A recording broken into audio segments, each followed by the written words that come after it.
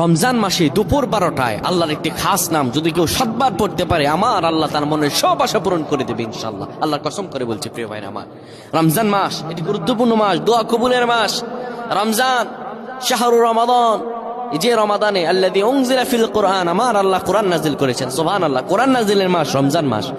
কোন ব্যক্তি যদি রমজান মাসে দুপুর 12টা যখন বেড়ে যাবে, দুপুর 12টা বেজে যাওয়ার পরে মানুষগুলো তখন যদি আল্লাহ তাআলার এই খাস নামটি 7 বার পড়তে পারে, আমার আল্লাহ তার সব দোয়া কবুল করে দিবেন। কি অবস্থায় আছেন আপনি?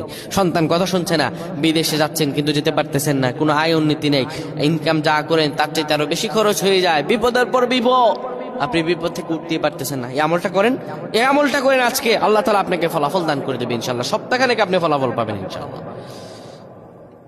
যখন দুপুর 12টা বেজে যাবে, আপনি তখন কোন মসজিদ কিংবা ঘরের একটি কোনায় বসে যাবেন, যায় নামাজ বিছিয়ে বসবেন। এরপরে আপনি 10 বার দুরূদ শরীফ পড়বেন।